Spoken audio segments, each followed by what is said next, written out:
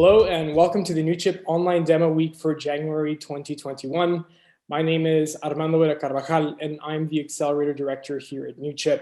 We're so excited to have hundreds of investors and entrepreneurs here joining us from around the world. This is our biggest demo week ever. We have over the next 5 days 148 global startups in the Newchip Accelerator sharing their stories this entire week. With the goal of spreading awareness of the products they are building and also the impact that they intend to make. To kick off today, I would love to introduce you to a very special person, Jordan Beckerman. Jordan, thank you so much for joining us today. It's such a pleasure to have you here. Before we dive in, I'd love to share some details on your background to share some context with our global audience. Sure. So Jordan has spent his entire career in the entertainment industry. He began practicing entertainment law immediately after graduating from the Benjamin and Cardozo School of Law in New York City. As an entertainment attorney, Jordan has represented numerous individuals and companies in the film, television, theater, advertising, music, and new media industries, providing legal counsel for all stages of entertainment projects. In particular, Jordan has pursued his love of film by serving as production counsel for many independent film projects, both features and also documentaries, providing legal advice and counsel to independent film producers. In this role, Jordan has advised on all phases of film projects, including development and rights, acquisition, negotiating and structuring, financing, advising on all production issues, and also negotiating distribution and licensing deals. Now, Jordan first began working with Yale Productions as its legal counsel, and he continues to provide legal and business affairs advice and counsel for Yale's Productions film projects. In addition, he also serves as a producer on Yale Productions films with Jordan Levine, combining his legal and business affairs expertise with his vast experience in the industry. Jordan's credits include many recognizable films with many highly recognizable Hollywood actors, of whom we'll learn a lot more today in this conversation. Jordan, once again, it's such a pleasure that you're joining us here today with our global audience. To start this conversation, I'd love to jump into your story. You have a tremendous story about effectively the way I see it, following your heart, right? When it comes to pursuing a professional career, you started your career as an entertainment attorney, and then you jumped over into the world of film production. Today, you're a very highly successful film producer on feature films that have included major Hollywood stars. So tell us about how this journey has unfolded over the past years. Yeah, well, thanks for having me. First of all, I appreciate it. So yeah, my journey to becoming a producer is certainly probably different than most. As you mentioned, I started out as a lawyer. I was in law school, not really sure what area of the law I was super interested in. I ended up taking a couple of copyright, trademark, intellectual property type courses, and I sort of gravitated towards that as a law student. And so I got an internship in my third year of law school with an entertainment law firm. And that's really where I learned that there was this whole area of the law that I actually found really fascinating. And so I worked with them my third year.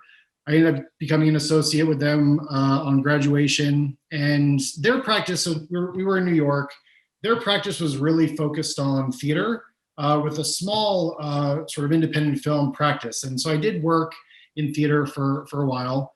I worked on a show called Memphis that won the Tony, and so I did work a little bit in theater, and I enjoyed it. But what I found myself really gravitating towards was this independent film practice. And so I really kind of spent a lot of time learning that business really from the legal side. So, as you mentioned before, when you're a lawyer in that space, you work with producers. That's really, the main client that you have, although we also represented investors and financiers and things like that.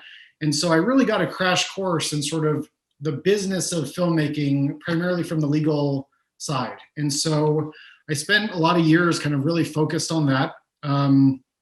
I moved to Los Angeles in 2012, spent a little bit of time there. Ultimately, I ended up moving to the Bay Area, which is where I live now, really because my wife got a job here more than anything. And so I ended up moving firms. I was with a firm that had an office in New York and LA, and so I was kind of bouncing back and forth. So I spent some time in Silicon Valley working as a lawyer there. And so I also represented a lot of startup companies, tech companies, different, sort of more traditional Silicon Valley kinds of activities, but I always kept this entertainment practice going. And so one of my clients, his name is Jordan Levine, so we share a first name. He's been a client of mine since 2010. And so I represented him as a producer. And so in end of 2016, we were sort of just having a conversation like we did often about some of his projects. And I sort of threw out this idea of, hey, what if you and I produced a movie, together? And so we found a script we liked and we raised some money, and we ended up shooting a film in New York. It was called Shotgun at the time. It's now called After Everything. Sometimes these titles change. And I really had a great experience doing that. And so he and I, just based on that first experience, we had an opportunity to do a second one. And so I had a, interesting conversation with my firm where, there was sort of a, question like, do you want to be a producer or do you want to be a lawyer? And I had just made partner about a year and a half, I think, before. And ultimately, it was just one of those things where I felt like if I didn't take the leap into producing right then, that I may never get this opportunity again. And so I ultimately left my law practice, and Jordan and I formed up our own company. And so since 2017, that's really what I've been doing with all of my time is really just producing films. And I think this year we'll probably be producing our 20th movie since then. So it's been a kind of a crazy roller coaster ride, but I feel like, we've kind of hit our stride now, and we're producing films at a pretty high rate. Obviously, the pandemic has thrown a little bit of a wrench in, but we've now shot 3 films since that all started, and we have a good process going, and we're back to normal life almost. So it's been good. That's incredible. And, talk about a leap of faith, right? The timing was right. The circumstances presented themselves. And it makes me wonder, obviously, like, your career has been entirely in the entertainment industry. So I'm interested in learning about your number one dream growing up in life. Is it too much of a stretch to think that it was in film? Yes, that's too much of a too much of a stretch. I didn't grow up thinking that this is what I would be doing with my life. I've always loved film. It's always been a part of my life. Some of my greatest, childhood memories were going to the movie theater with my father, and then, high school with groups of friends and quoting movies to each other. And so, movies have always played a big part of my life, but I don't think it ever occurred to me that people do this for a living, that they make movies for a living. And so it really wasn't until I was in law school and then started working at this entertainment firm that I realized, there is this entire actual industry that's out there. And I think they're like anything else. There are people that do it well, and they kind of think through the business model. And there are some people that are, sort of more kind of on the artistic side, where they're really focused just on making stuff that they believe in, creatively, and not worrying so much about the business side of it. And so, to me, again, especially, having been a lawyer, I always wanted to make sure, that if I was going to do this, that there was a way to do it in a smart way where we could actually, create a business out of producing films. And so fortunately, I think just given kind of my background and my experience and my partner's background and experience, we've kind of been able to do that. And so, now it sort of seems, crazy that I didn't do this from, the moment that I graduated college, because I do enjoy it, but I just never really realized that it was something that was an option for me. So, and every day is not, perfect. There are stressful times like anything else. But I do feel very lucky for the most part to be able to do something that I really, I am passionate about it. I do enjoy it, for the most part. And so I feel like I've ended up in a good place, but no, it certainly wasn't a dream of mine to be doing this from an early age or anything. Yeah, I mean, that's very insightful. And I think it goes to show we never really know where we might end up in life, right? And these opportunities can come out of nowhere and put you in a path that you were weren't even planning or contemplating or expecting down in your career. So it's very fascinating to see that. Now, you alluded a little bit to some of the challenges of the industry, right? Breaking into the realm of Hollywood is simply not for the faint of heart. The movie business is not a joke. Stakes are very high, a lot of money going into many productions nowadays. And with the advent of streaming platforms, capturing the attention of audiences is ever more challenging. What obstacles have you faced in this regard through your involvement in the industry? Yeah, it's an interesting question. I would say it is a changing landscape, and I think keeping up with those changes is definitely a challenge. And so, when you shoot a movie, it's almost a year until the post-production process is completed and the movie actually comes out. And so you really have to be forward-looking and kind of identify trends in the marketplace, in packaging and putting together a film. And so I think the biggest challenge, and this has really been a relatively new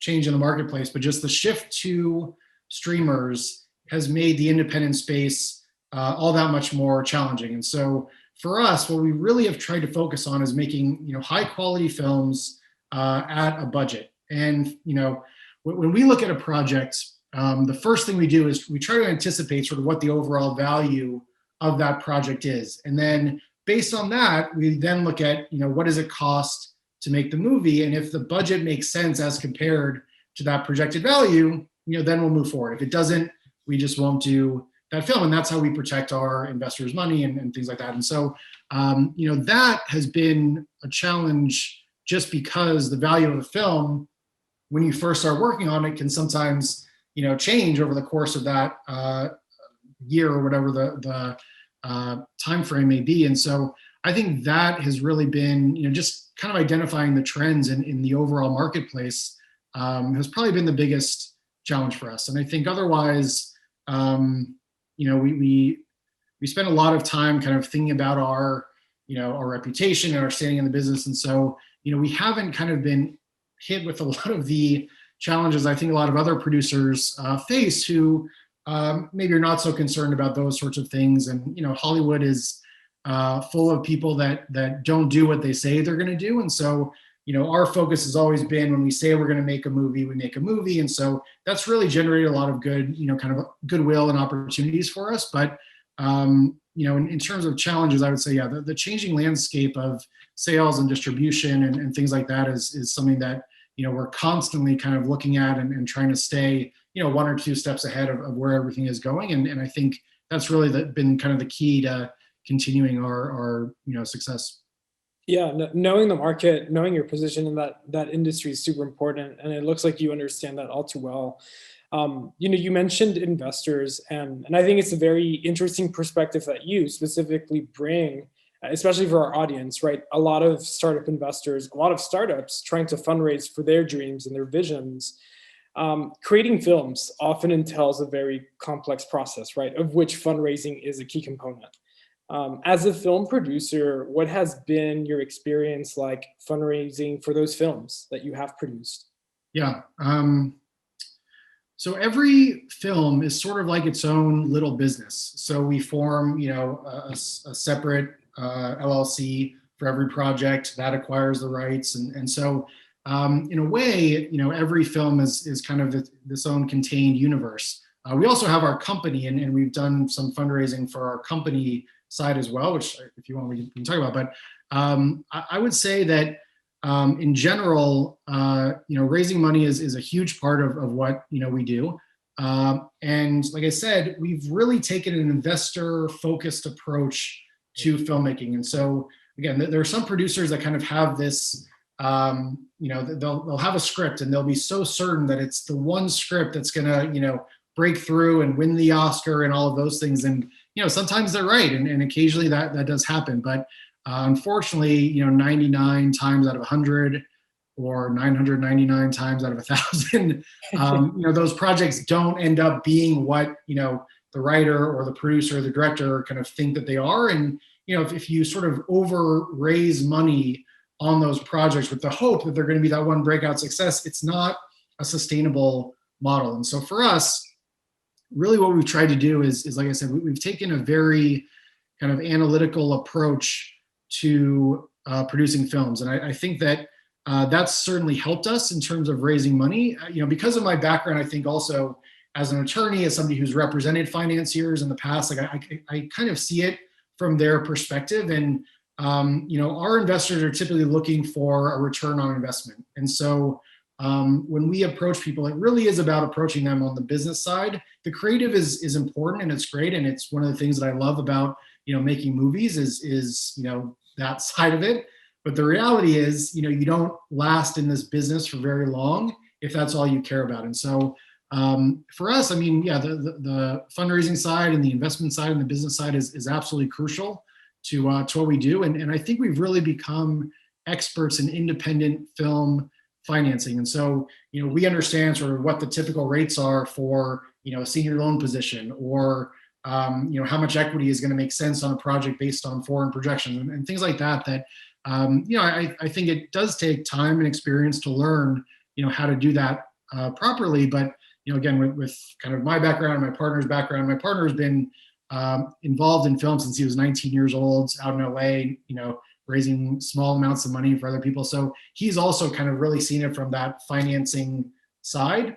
And so I think between the two of us and our combined experience, we've really been able to kind of hone in on an economic model that works for each of our films. That's fascinating and very different sort of take on fundraising, similar in many ways, but also I love how you're very focused on delivering that return to the investors, because investors at the end of the day are looking for that outsized return. I'm interested in hearing about what have been some of the pushbacks and rejections that you've received from investors. It's something that, a lot of the startups that we work with, they have to be ready to hear no, right? From a lot of investors, most investors, in fact. What has that been like in your experience? Yeah, I would say the biggest challenge that we face is kind of the institutional reputation that kind of the film business has, because I think that there have been a lot of people that have lost money in the film business. And so on more than one occasion, we've approached investors and said, this is kind of our model. And just the fact that it's film related, I think sometimes that's been kind of a barrier to entry, so to speak. People have either been burned or they know somebody who's been burned. So I think that's been the biggest challenge, is kind of overcoming that general reputation. But I do feel like, for the most part, that when we get on a Zoom these days, or in the past when we've been able to sit down, with investors and explain kind of how we put these together, and that is based on projections and things like that, for the most part, I think our success rate is pretty high. But I would say by far it's generally, just kind of the hesitance for investors. And, investors, especially people that come from like the VC world, they're kind of used to the classic startup model. And so I know, again, having represented, startup companies, I know that sometimes it's about sort of getting in front of as many VCs as you can, and just finding one that really understands what it is that you're trying to do. And I think for the most part, though, there's a very defined kind of path for startup investment. And so I would say for us, it's a little bit different in that, most VCs, most investors aren't necessarily used to investing in a particular film. And so, that's sometimes a challenge. Sometimes investors have their, own thoughts on a script or who should be cast and things like that. And so, but those are fun challenges. Those we don't mind. That's really interesting. The casting side of it. And I was gonna ask you a bit about what that experience has been like, because you've worked on several high profile feature films with renowned actors. What has that process, and perhaps even a dance, right? Sure. Casting high talent, getting promising investors to produce these. What's that experience been like for you? Yeah, and cast is really the number one thing that drives the value of a project, right? So, we've worked with, Kurt Russell and Alec Baldwin and Mel Gibson and, people that everyone kind of knows. But, it's really important for us to have, a name in all of our films that, creates kind of an inherent value in the project. And that's kind of part of our model. And so for us, cast comes in a few different ways. I mean, as I mentioned before, like, our reputation as a production company is by far the most important thing, in terms of getting cast, because, anybody can say, they have a great project, but, and that they have the capability of putting it together, but having those credits behind your name is super important, so that when agents or managers look you up, they know that you're a real person, that when you say you're going to pay them X amount of dollars, you're actually going to do it. And again, unfortunately, there are a lot of people in the business that say they, have money or have whatever it is, and then they don't come through. And so, agents also have been burned, many times. And so,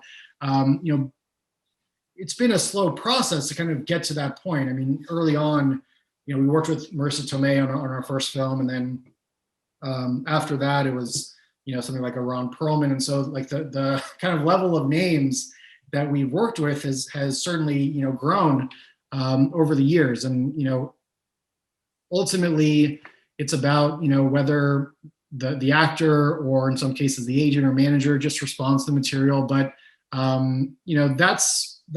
anybody can come up with a good script. It's a question of, can you bring in all the other pieces to actually make the project real? And I think that's something that again, we spent a lot of time really making sure that when we represent to whoever that we're planning to make a film, that we actually, go through with it. And that's really been the key, I think, to attaching, bigger names onto our projects.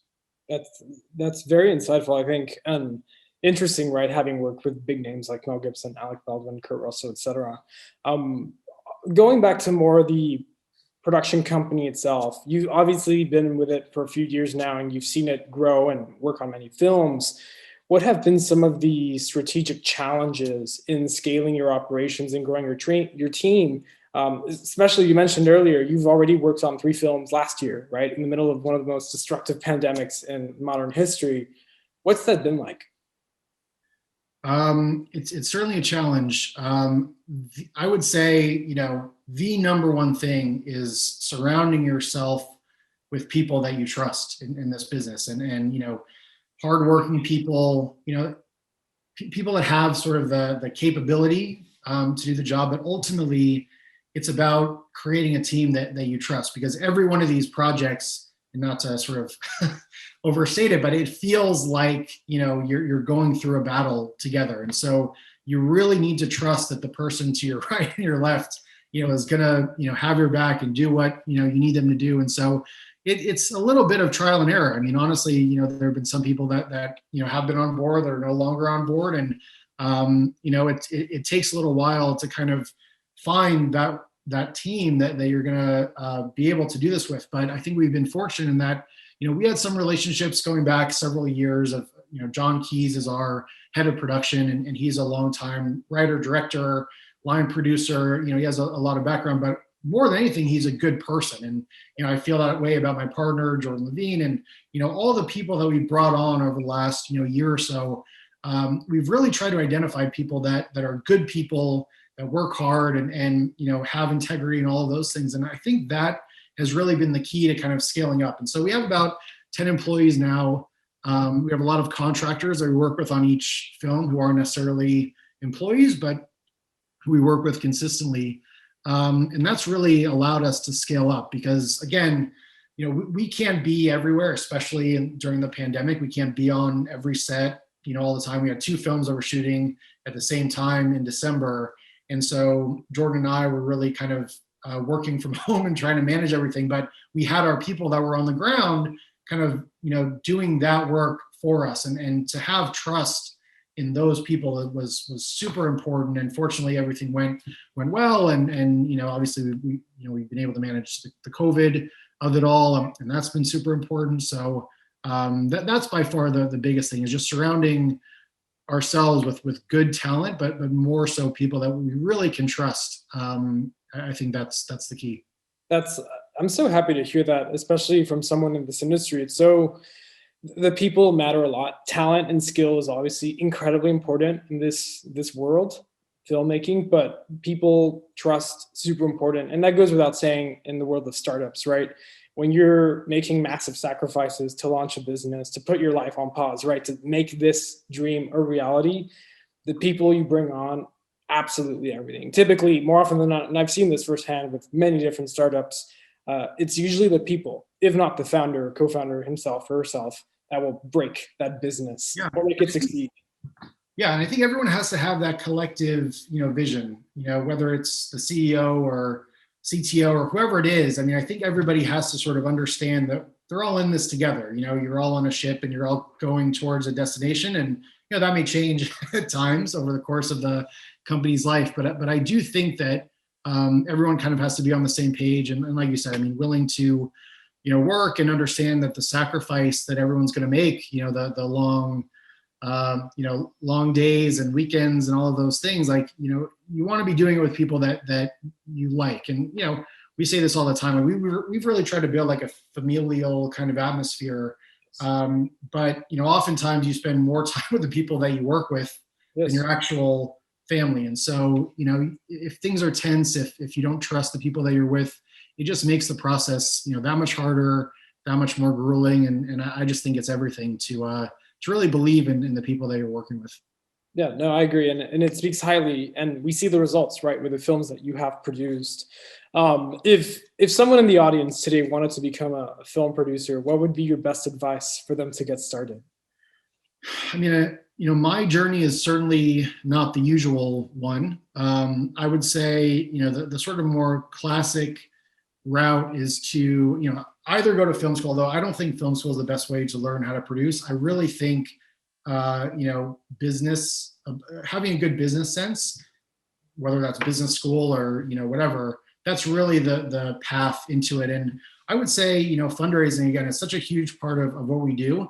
And there's a way to kind of see the process by, bringing in investors or an investment into somebody else's film project to kind of understand how it works and how a film gets put together, and what the process is like for production and distribution and sales and all of those things. I would say that would be the best way to do it, is really to start on the financing side and then learn the rest of the business. Because I think everybody that gets into this particular business has some sort of sense of the kinds of films they like. And that's not the same for everybody, obviously. Everyone has their own taste. But I think that, if you really wanted to be a film producer, understanding the financial side of it, that's really the key to longevity in this business. Because you have a couple of films that don't pay their investors back, your career is going to be relatively short. And so I think understanding the financial side is the first step. And then I think the rest of it is something that you can learn and is based on taste and things like that. But yeah, I would say by far that's the entryway in. And there's always, producers that would be glad, to speak to somebody who's, looking at it from the investment side, because again, that's the key to making everything go. You can have, again, the best script, the best director, but without the financing, then it's meaningless. So yeah, I would say that's the best route in. And without the business acumen, right? Yeah. Films or distribution, rights, all this stuff that actually plugs into making it a reality. Jordan, I want to shift the conversation a little bit and talk a little bit more abstract about the power of telling stories. You're in the business of telling visual stories that compel audiences, keep them coming for more, right? In your opinion, why does telling stories matter? Yeah, I mean, it's an interesting question. I mean, I think, storytelling is something that's as old as human communication, right? So it's, thousands of years ago, people sitting by the fire telling stories. It's inherent, I think, in our nature. And, in any business that you're in, whether you're, in sales or starting a company, being a good storyteller, I think is crucial. And even in, personal life and things like that. I mean, I think storytelling is just kind of a fundamental nature of how humans communicate. And so I think, in terms of filmmaking, obviously is kind of a unique business in that it is the business of storytelling. But I think understanding story and being a good storyteller is useful in kind of any industry.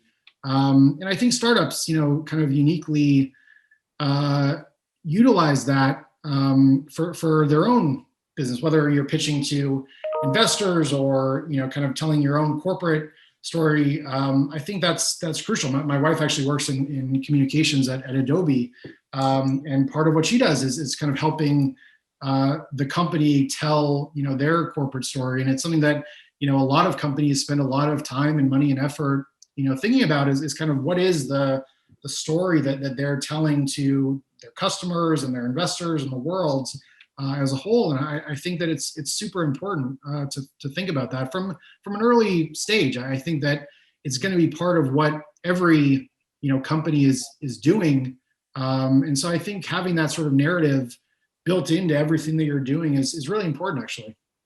Yeah, no, I agree. And I think we're all storytellers, right? In different capacities. Functionally, some of us tell stories, right, for our professions and careers. And in your case, it's what you all do.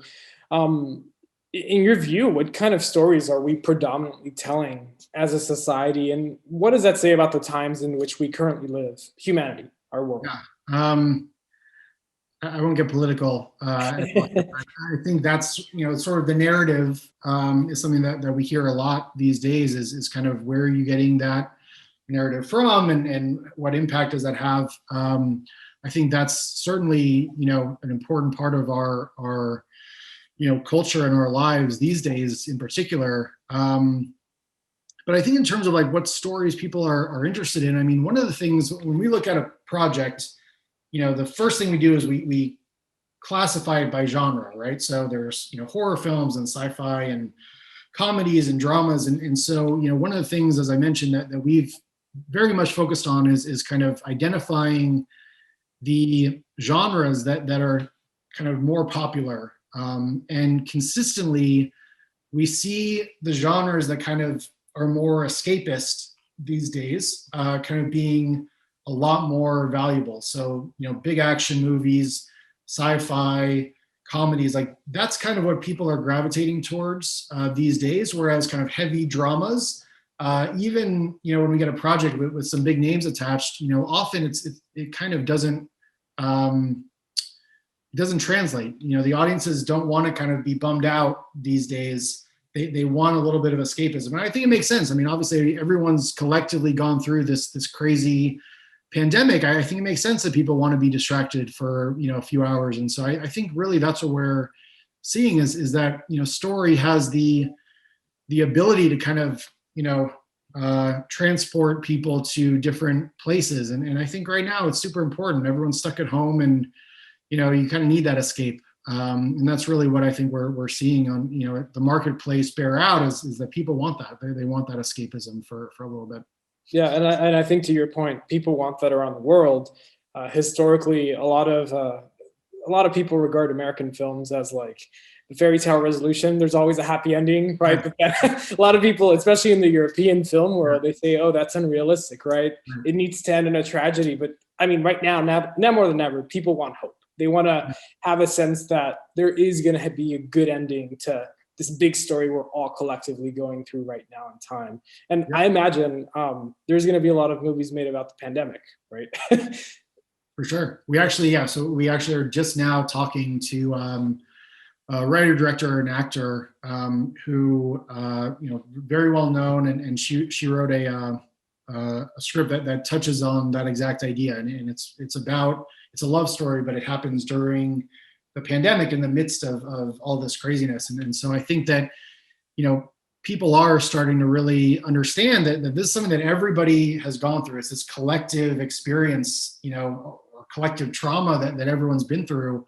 But, looking for maybe those little stories of hope and connection that everyone's kind of hungry for, I think. So we're really excited about that one. And yeah, I think there's going to be a lot in the coming years that's really going to focus on the human experience during the pandemic, after the pandemic. I think it's something that I think people are a little bit kind of shell shocked still, but I think when these movies start coming out in 6 months or a year, I think people are going to kind of have this almost collective nostalgia also for this time that we've all been through.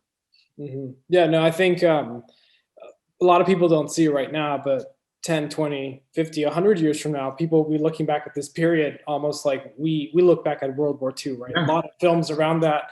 We don't yet understand the gravity of the impact, and it's not done yet, right? There's still a lot to unfold. So I think we're living in very interesting times in that regard. What is the ultimate impact that you want to make in this world, Jordan? It's interesting. I mean, I certainly, I don't spend a lot of time thinking about that particular question, but I think when I do kind of take a step back, and actually a producer friend of ours passed away this past year, and I think we all probably know, and he didn't die from COVID, but I think, we all kind of have experienced a lot of kind of death and destruction in the last year, and I think that it's kind of put in perspective this idea of legacy and sort of what we leave behind. And for me, I've always loved kind of seeing my name on the credits at the end of a film, not because it's prestigious, but because it feels permanent. It feels like in 10 or 20 or 30 or however many years that my name will still be there, hopefully it's more than 50 years, but way after I'm gone, that there's some sort of permanence there. But I think beyond that, I do think that, there's this idea of wanting to be remembered for, being a good person and affecting people's lives and things like that.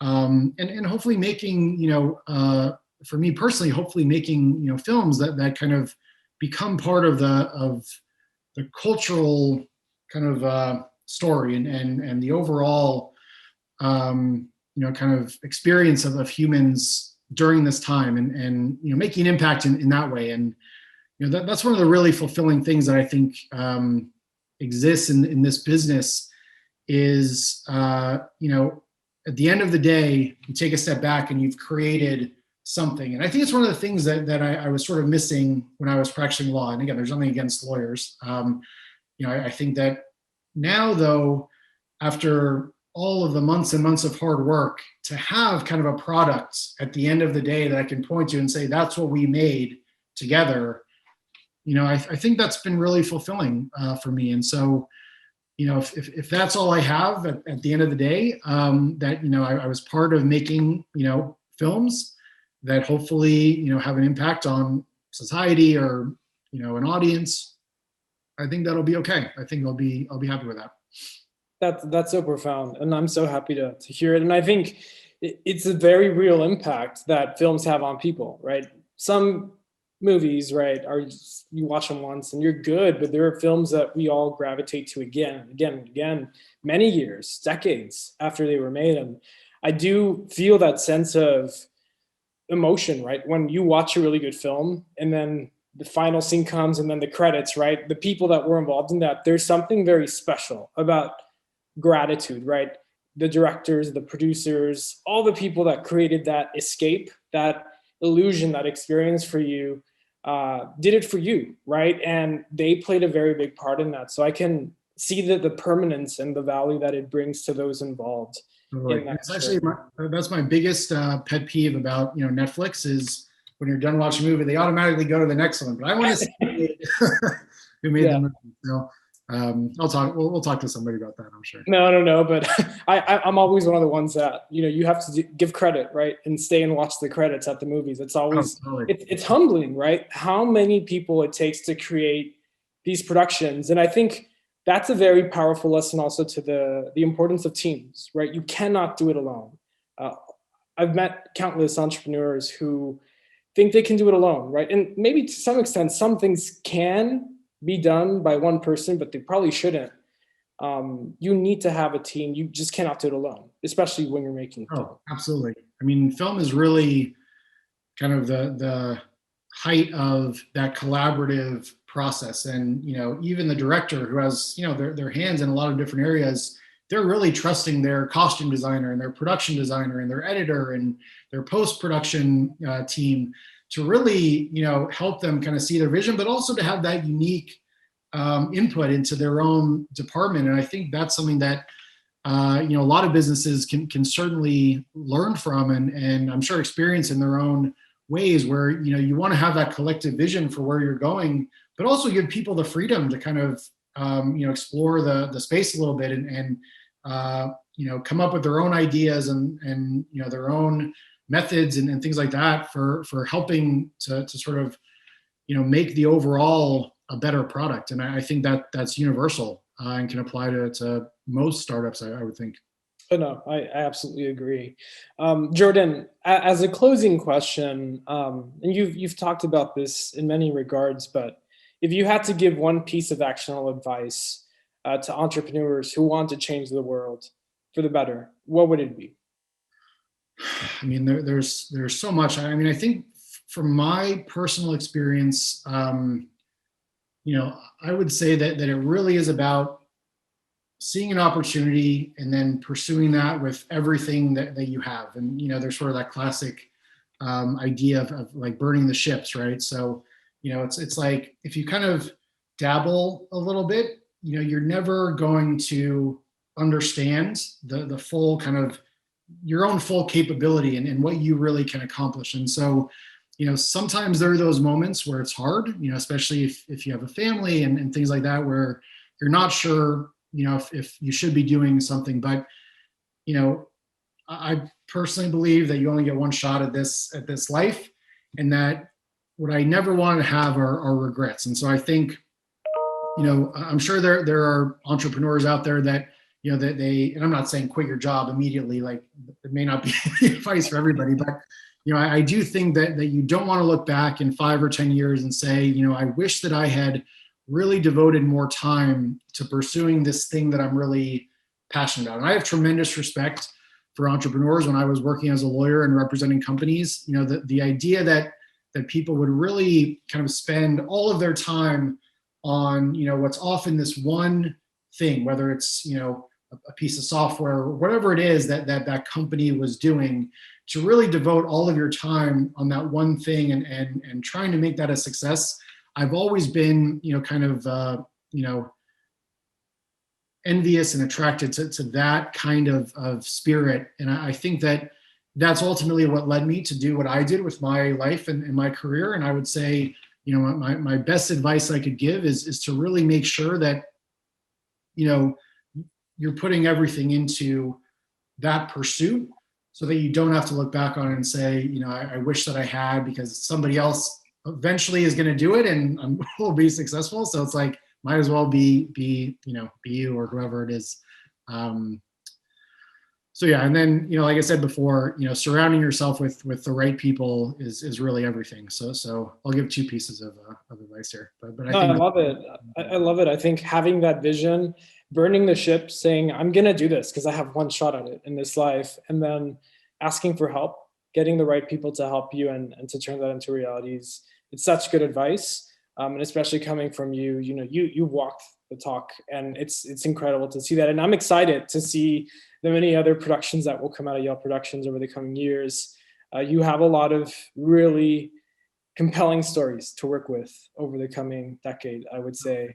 So, Jordan, thank you so much for taking time out of your super busy schedule. You're working on many important films right now, so we're very lucky to have you here with us today.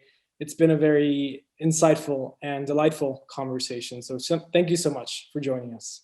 Thank you. Appreciate it.